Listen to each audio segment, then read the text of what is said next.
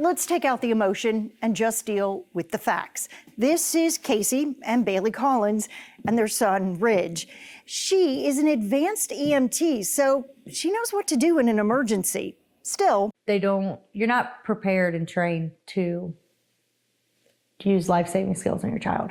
August 2023, Ridge stopped breathing and he was life-flighted to Children's Healthcare of Atlanta. It was there that a child abuse pediatrician determined someone had violently shaken him, causing his brain to bleed. His father, Casey, was the prime suspect. You cried. I did. He immediately cried. He lost it. They can point at me and say he had to have done it. It's just kind of heart-wrenching to hear, especially on the stand when you're in court.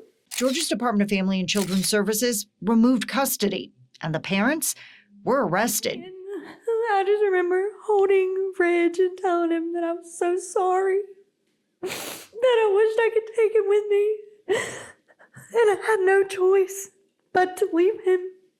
All right, I know we said no emotion, but Bailey's heartache is also fact.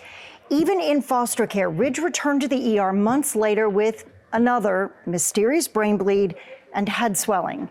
This is Ridge's normal pediatrician, Dr. Jill Dickerson. I've done this for 25 years.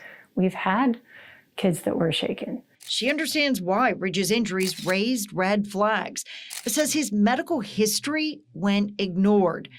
Ridge was born premature with an abnormally large head, ringed by a strange bruise. Did they ever ask to see Ridge's records from his time with you before making their decision? They never called us. Defects never called us. There wasn't a lot of listening, and there certainly wasn't a lot of compassion. And I can say that from the notes, because I read every single note. Dickerson says it was like doctors declared abuse, deemed him now safe, and then stopped running tests. It's almost like we had an answer that fit. So why would we keep looking? Let's move on. Bailey says she had to take a video of Ridge having a seizure while in the hospital. Come on, Reggie boy. For them to believe something else was going wrong. You have been practicing law for how long now? 23 years. Attorney Doris Good remembers the first time she had to defend a case like the Collins. I felt like everyone else does in many ways that, well, it's Children's Hospital, it's child abuse pediatricians, of course they know what they're talking about. But a colleague reviewing medical reports started raising questions, and they both started digging into exactly what the science could prove. What I do think is it doesn't necessarily come down to the fact that they're wrong. It's the fact that they're insufficient. So they're consistently relying upon the same people, the same records. They're not relying on a lot of these specialists who have had years in their fields. Even if they do, 11 Alive has evidence that some specialists don't feel comfortable pushing back against a diagnosis of abuse. Good says some parents even have to fight defects for access to their child just to get that independent second medical opinion. Science evolves. And I think that's part of the problem, is that this area of law has not, and really of science, has not evolved. It's stayed stagnant. You know, I can't have access to what's happening in the juvenile system, but one of these indictments where a parent actually ended up facing criminal charges, and the list, of doctors Correct. from CHOA is just, it's pages. We see these crazy lists, and we see how many, every single child abuse doctor at the Children's Hospital is on this, even though only one actually did the report. This is just huge. I could see why. Correct. If I'm looking at this list, I would think, well, how could they be wrong?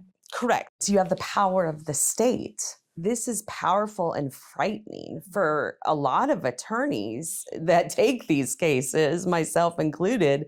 And you'll put up one, maybe two. Correct. I think there is this perception, though, that if a doctor is willing to take a look at a case, then they're probably more likely to say what you want to hear. I think that's a false perception. In April, a juvenile court judge ruled in the Collins case that defects had failed to prove its case. But the pending criminal charges mean Ridge still can't come home. District Attorney Herb Cranford has yet to say what he'll do, but in Georgia, he can take up to 7 years to figure it out. Their bond conditions allow them to spend time with their son, but only supervised. So Bailey and Ridge live with her parents, while Casey maintains their home. It's just lonely, sad. It's been hard. We pray every day. We tell ourselves, maybe today will be the day. Maybe today will be the day. Dr. Dickerson gets reports from all of the specialists Ridge now sees. She says none of them point to abuse in her professional opinion. No. The more data we got, it's like, that doesn't make sense. Right now, Dickerson believes Ridge has a blood disorder that keeps it from clotting the way it is supposed to, especially after being exposed to a viral infection. His immune system overshoots one way and then it overshoots the other way. She doesn't understand why the state is keeping the Collins apart. If defects is to protect the child, the best place for the child, especially in this case, is with his family at home. Can we let's be done and let's move on. Attorney Therese Good says thankfully most of the families she represents do eventually reunite. But it's an expensive fight. The Collins have already spent more than $100,000. What I'm terrified about is these cases where attorneys don't have the knowledge, don't have the resources. They're appointed cases. They're families who don't have the knowledge and resources. I wonder how many of those kids don't go home. And that, if anything, is what keeps me up at night.